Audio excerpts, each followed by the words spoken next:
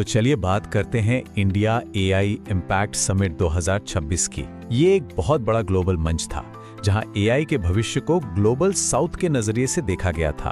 तो आखिर हुआ क्या इस समिट में और क्यों ये इतना जरूरी है, चलिए इसे करीब से समझते हैं।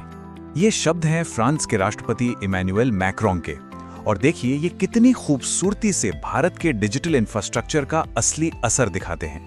ये सिर्फ टेक्नोलॉजी की कहानी नहीं है, नहीं, ये तो एक इंसान की कहानी है। जमीन से जुड़ा हुआ एक असली बदलाव है।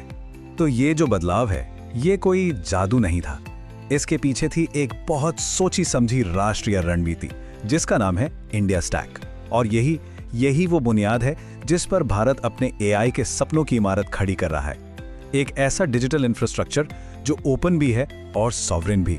तो भारत का एआई फॉर ऑल, इसका मतलब क्या है? क्या ये किसी से आगे निकलने की दौड़ है? नहीं, बल्कि एक मिशन है।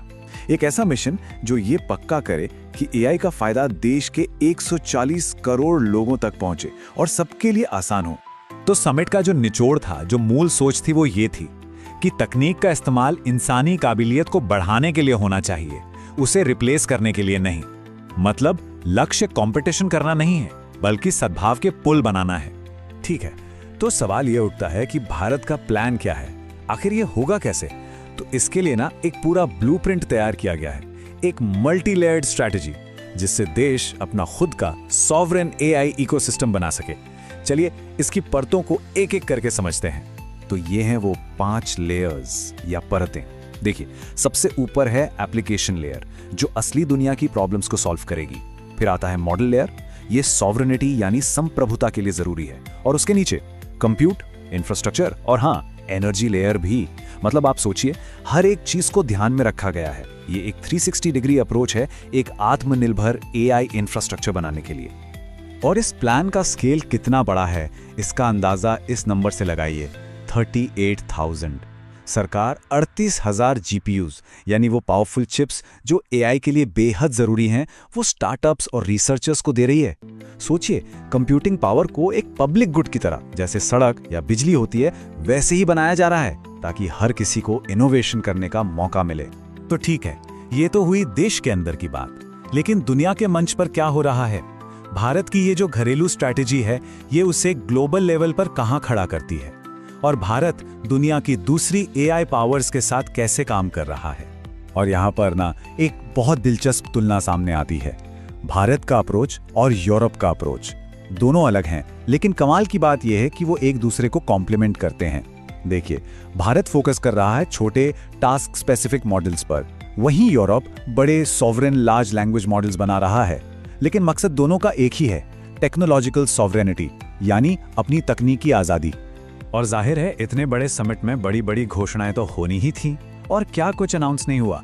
टाटा ग्रुप और ओपन एआई की पार्टनरशिप, विशाखापत्तनम में गूगल का एआई हब, बेंगलुरु में एंथ्रोपिक का ऑफिस। मतलब दुनिया के सारे टेक जायंट्स भारत आ रहे हैं, यहाँ इन्वेस्ट कर रहे हैं। इससे साफ पता चलता है कि इंडिया अब एक बड़ा ग्लोबल एआई हब बन रहा है।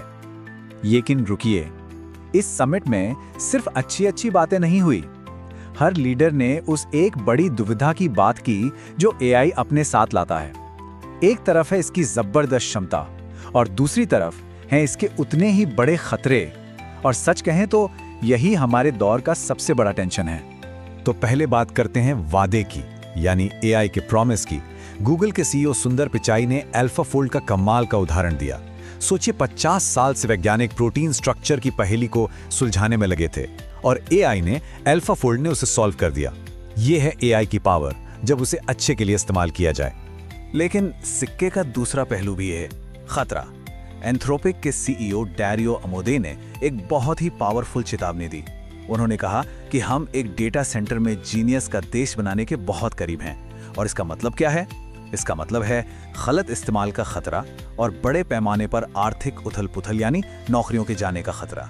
तो हम घूम फिरकर उसी एक सबसे बड़े सवाल पर आ जाते हैं।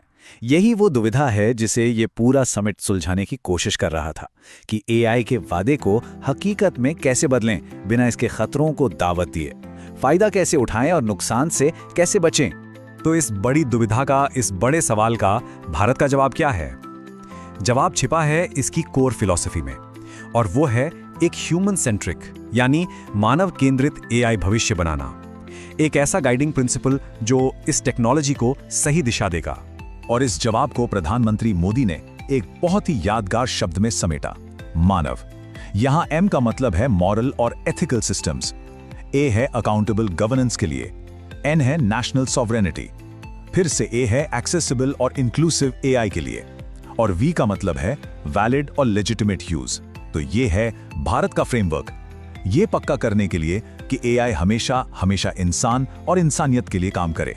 तो आखिर में ये हमें एक बहुत बड़े सवाल पर लाकर छोड़ देता है।